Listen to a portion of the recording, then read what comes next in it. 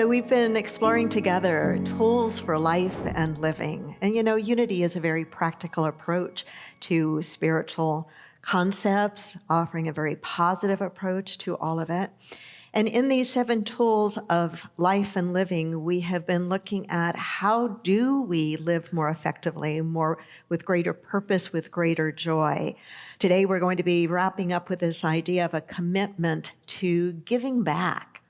Some of these ideas are built in part around a book I've told you I found called Be Useful. The book is written by Arnold Schwarzenegger. Some of you may be a fan of his. Some of you may not know who he is, although that would be hard to believe. And some of you may not care too much about him. And nonetheless, within this book, Be Useful, there are some really practical and helpful ideas and concepts. So we've taken a look at clear vision. How many of you in this room have ever made a vision board or a treasure map or online, right? Vision. In the Bible, we're told where there is no vision, the people perish. Vision, using imagination, visualization is very much one of the tools that we use in metaphysics. We took a look at the idea of big thinking. We're always encouraging in metaphysics and new thought to think big, to think boldly, to think creatively, to imagine as big and as great and as grand and as helpful as we possibly can. It's no harder, really, to think big than it is to think small. We took a look at the idea of consistent, deliberate, hard work. I often say, we have to eventually get up off our affirmations, right? Yes, affirm. Yes, visualize. Yes, think big. And eventually, we got to go do something. The thinking big, the visualizing, all that kind of opens the door and allows us to see what are the action steps that we need to take. We talked about the importance of communication, and that communication really is rooted in our ability to connect in a meaningful and authentic way with another person. That when we are able to connect with another, then we can really reach them, then we can teach them, then we can enroll them in whatever dream or project or plan or vision we have. We took a look at the importance of resiliency in terms of problem solving. I really believe that when there's an obstacle in the path, there has got to be a way around it, over it, under it, through it, or it's just going to dissolve, but it's there, but it's not going to stop us. It doesn't have to stop us. That when there is a problem, we may not have the answer immediately, but that doesn't mean that the answer is not available. We just may need to be more open, more vulnerable, more humble in reaching out to someone that might know more than we do to get a piece of the answer to be able to solve the problem. And last week, we took a look at curiosity, to be open-hearted, to just wonder about things, the magic of life itself, that there is anything at all, to keep that sense of joy and that sense of wonder. And today it is about coming really full circle, coming into this understanding of the importance of giving back. And what does that look like? And what does that feel like? And why does that matter? There's a piece that I became acquainted with many years ago, and it has stayed in my mind and heart because I think it paints such a relatable picture about this idea of giving back, of being of service, that it is about an open mind and an open heart. It was written by Bruce Fairchild Parton. He was an American author, politician, and advertising executive. He lived from 1886 to 1967. And the piece is called There Are Two Seas in Palestine. There are 2 seas in Palestine. One is fresh, and fish are in it. Splashes of green adorn its banks. Trees spread their branches over it and stretch out their thirsty roots to sip of its healing waters. Along its shores, children play as children must have played when Jesus was there. He probably loved it. He could look across its silver surface when he spoke his parables. And on a rolling plain not too far away, he fed 5,000 people. The River Jordan makes this sea with sparkling water from the hills. Men build their houses near to it, and birds build their nests.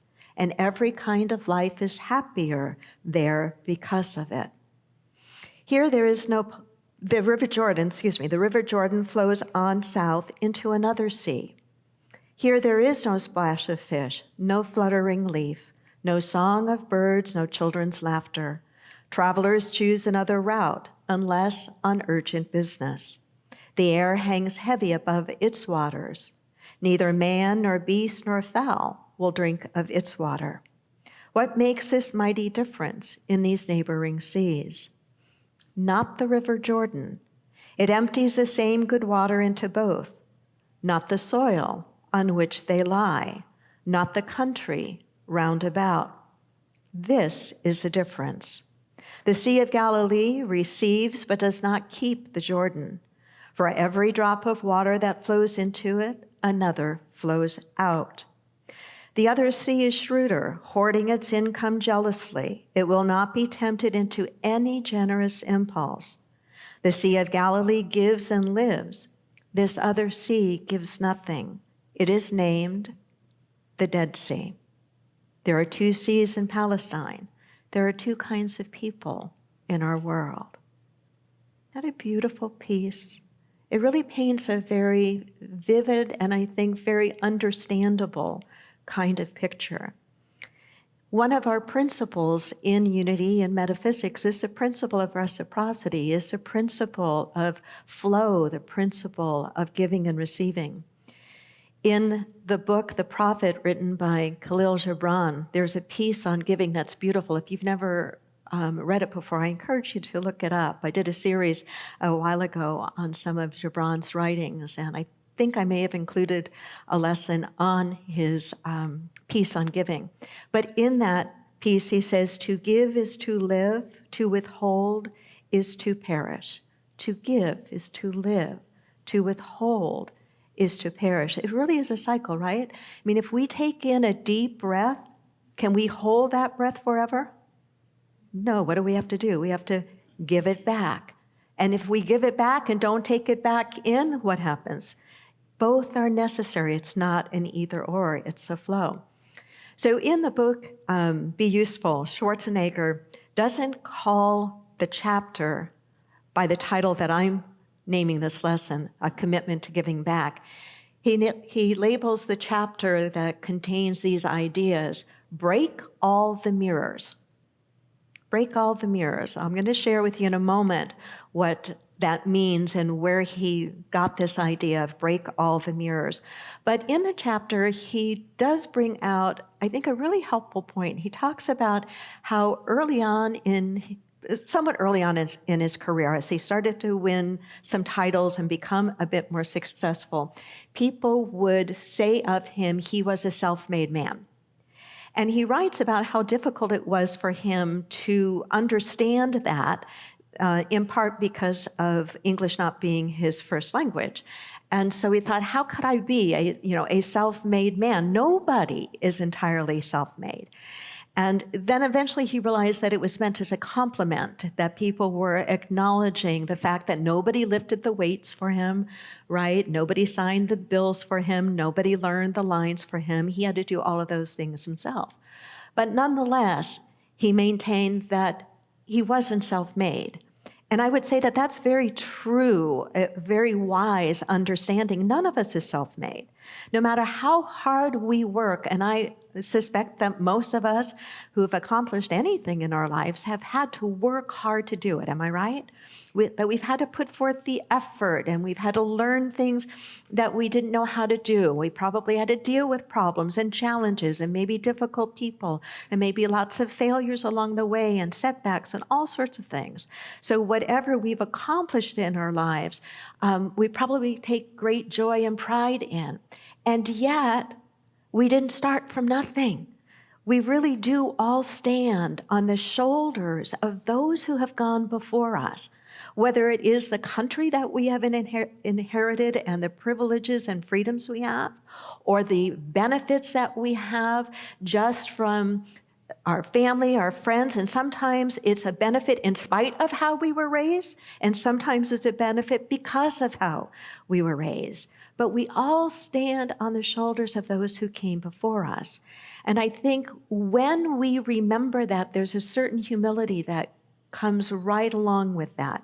And not only a certain humility, but also a certain awareness that because we stand on the shoulders of those who have gone before us, because we have benefited from some of the work of people maybe who broke the first barriers, who broke through equality or broke through the glass ceiling, whatever was the breakthrough point, that we feel a sense of responsibility to pay it back or to pay it forward or to look at who's coming up kind of behind us and how can we help make it easier for that person to move forward.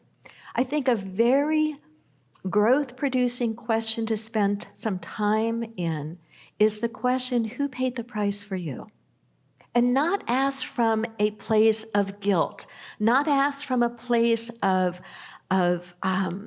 unworthiness, but actually from a genuine place of appreciation. Who paid the price for you? Who came before you that somehow opened some doors for you or made some part of your path a little bit easier? And remembering that and acknowledging it, and then allowing that to be something that causes you to want to do the same for another, that causes you to look at what is it in you that could be contributed outward to be a beneficial presence for someone else. That to me is the starting point of a commitment to giving back. It's the realization that all of us have gifts to give. All of us have some time, some talent, some resources, and we can be more mindful in how can we leverage some of that to benefit others. That's the idea of a commitment to giving back. So in the book, Schwarzenegger calls this chapter Break All the Mirrors, and he says this about that. It is from a speech that his late father-in-law, Sargent Shriver, gave to the graduating class at Yale University. And what I didn't know about Sargent Shriver was all of the many different charities that apparently he started. The Peace Corps, Head Start, Vista, Job Corps, Upward Bound, and others. That's quite a significant giving back, would you not say? Quite a role model just to hold as a piece of inspiration. Here's some of that speech. Break your mirrors, shatter the glass. In our society that is so self-absorbed, begin to look less at yourself and more at each other. Stop for a moment, because this was written before COVID. This was written before most of our meetings and ways of connecting with one another, maybe wasn't with a mirror, but is behind a screen, right? Is behind a screen. In our society that is so self-absorbed, begin to look less at yourself and more at each other. Learn more about the face of your neighbor and less about your own. When you get to be 30, 40, 50, or even 70 years old, you'll get more happiness and contentment out of counting your friends than counting your dollars. You'll get more satisfaction from having improved your neighborhood, your town, your state, your country, and your fellow human beings than you'll ever get from your muscles, your figure, your automobile, your house, or your credit rating. You'll get more from being a peacemaker than a warrior. Break all the mirrors. Break all the mirrors. What's the invitation? I love the idea of looking less at ourselves and more at each other. You know, there's so much good in our spiritual path and teachings. And I suppose this is true maybe of any path or teaching, that what makes it strong can also at times live in the shadow and be a negative. And so in metaphysics, we have a lot of emphasis on looking within, right? On owning our own stuff, doing our own individual work, of really being aware, looking within. Sometimes, though, I think that we might take that to such an extreme that we forget to look up and out at each other, that we can make ourselves such a project that we forget there are others in the room, that we forget, as Shriver maybe is suggesting, look less in the mirror and more at each other. Look into the face of your neighbors. Look into the face of the person who is serving you. What would it be like if we made more of a connection in that sort of way? There's another concept that has gained in familiarity over the last number of years, and it's the idea that life is not a zero-sum game. Some people live life as if it is a zero-sum game, meaning that if I win, then you what? Lose. A zero-sum game. And I suppose in certain athletic competitions that's true. One team wins, the other team did not, the other team lost. But notwithstanding that arena, in life, in our relationships, in our world, it's not a zero-sum game. That as we grow and become better, we can be the leaven that helps grow the whole to become better. That we can grow together, we can prosper together, we can get stronger together, we can heal together. In fact, I think we need to do it together for it to really be a lasting change. To work it together, not to see the other as competition. I don't have the time to go into it in this lesson, but there's some very compelling research out of the field of evolutionary biology that supports this idea of the power of working together, or the power of cooperation, as being more beneficial and more powerful than the experience of competition. That if we can learn better as a species to cooperate, that we will all be better, and that there's a certain naturalness to this impulse to cooperate that maybe as human beings we have forgotten or we have turned our back on. So if this idea of working together is appealing to you, or this idea that there's support for some of this in evolutionary biology, I suggest you look into it. And somebody that you might want to kind of do a brief Google search on is a scientist by the name of Elizabeth Sahtouris, evolutionary biology. So life is not a zero-sum game. Outside of direct athletic competition, the idea that if I win, you lose, really is a myth, that we can grow together, get richer together, and get stronger together. And that as we help one another to be our best selves, we become better versions of ourselves as well. I was intrigued and moved in a way in how Arnold wrote about some of this in the chapter. He said he learned this in the gym, where when you're lifting, lots of weights that can be very dangerous if you drop them or you don't have somebody spotting you, that you usually work with partners, and that the partners that you work with will very likely be the people that you're going to be competing against. And yet he wrote that in the gym that they would share their nutritional tips, their training tips, the ways that they were getting better and stronger with each other, despite the fact that they knew that they were going to be competing against the other. But that in the process, as they did that, each of them individually got better. Each of them individually got stronger, and that they were able to lift the whole sport up, which was very important to them at the time. There's so much evidence for this kind of looking at how we can support each other to be better, this idea of cooperation rather than competition. A number of years ago, our center collaborated with Centers for Science of Mind. A minister in the Santa Monica area had made a commitment to build schools in Malawi, Malawi, Africa. And the Unity Center's youth raised about $20,000 to build a school in Malawi. And we went over and we helped to physically do that work. So Malawi has a little bit of a tug on my heart. And I recently learned that they have a project there, an initiative there called the Seed Sharing Initiative. And it looks like this, and it is this idea of giving back, this idea of commitment to the betterment of the whole. So when farmers in adjacent plots share their high-quality seeds, they've discovered that by sharing their high-quality seeds, that it leads to increased productivity for everyone around. And it helps to propagate a better crop, better varieties that are more resistant to local pests and local disease. For instance, by sharing drought-resistant maize seeds, neighboring farmers have been able to sustain their yields despite facing challenging weather conditions and so forth. So it's the idea that rather than hoarding their best seed and saying, I'm not going to share it with my neighbors because then their yield might be as good as my yield, they've learned that it is better to share. And that in doing so, all of them are blessed more abundantly.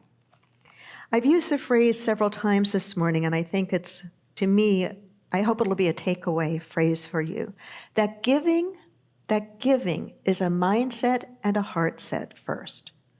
Especially in a church environment or any faith environment, if you have a minister or a priest or a rabbi or an imam standing before you talking about giving, it's easy for a congregant to go right to, they're talking about money. And yes, this church needs money, all faith communities, nonprofits, yes, but that's not what I'm talking about here. What I'm talking about here is the idea that giving does not start in one's pocketbook. If it does, I'm not sure that it is as rich and meaningful as the giving that starts first in one's mind and heart, where one is saying, in essence, what is it in me that I have, that I can share, that can make a difference? The heart set that says, I see a need, and I think I can help alleviate that need, or I can help meet that need. I believe strongly that if we became a society of people who thought first in their mind and their heart about this idea of giving back, that we would have a fundamentally different world. We don't all give in the same way or even to the same degree. It's not about that at all. But I do think we can all approach one another and life itself with a heart set and a mindset that is about how can I make this better, whatever this is. You could be out in the parking lot having just, finished your grocery shopping at Costco and see somebody struggling with their groceries. Give them a hand. Help them put their groceries in their car. You could see somebody that looks like they're really downhearted, really discouraged. You could give a positive word. Maybe you've been on the receiving end of something like that. Somebody helping you load your groceries in your trunk, or lift a heavy object, or see you struggle trying to get through a door with your arms full, and they see you and they go that extra mile or that extra foot. Maybe it's about being, as I've said many times before, the most courteous, generous, heart-centered driver in all of San Diego. That you are going to be the one that always lets somebody in. That you are going to be the one that doesn't use your horn to give somebody the less than supportive signal.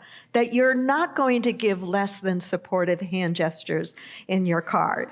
You're going to do what I told you happened one day to me as I was driving home. I was very frustrated about something. It was a driving situation, and I was inclined to be angry and not very nice. And all of a sudden, I had this image of the Dalai Lama sitting next to me in my car. Oh boy, did that change my behavior in an instant. The thought that I wanted to act upon that I didn't was changed in an instant because I had this role model for just a flash second sitting next to me. So this idea of giving back, this idea of walking with a gentle spirit, a spirit that says, I don't care if I'm the only one doing it. I don't care if it sounds silly or old-fashioned. I don't care if I get a thank you for it. I don't care if others think I'm a fool. I'm going to choose to live my life from a place of caring, from a place of giving, from a place of sharing, from a place of supporting. If we agree that there are some big problems in our world, and we can argue or disagree on what those problems are, or how we got there, or whose fault it is, or all of that, I think we can agree that there are some significant problems in our world. And we're probably not the ones that have the power to change it all, but we certainly are ones that have some power to change some things. And I think the power that we have to change some things really does lie in our heart and in our willingness to be of service, and our willingness to look out through eyes of love, to listen with ears of love, to serve with hands of love, to know I can't do everything, but I certainly can do some things. And where there is a need, whatever that need is, maybe sometimes it's a financial need, maybe other times it's a helping hand or an encouraging word or a hug. But where there is a need, I want to keep my mind open, my eyes open, my heart open, and my hands willing. If we do that, I don't think we're expected or need to do anything more than that. I challenge you to join me in being as generous in that way as you possibly can. Namaste.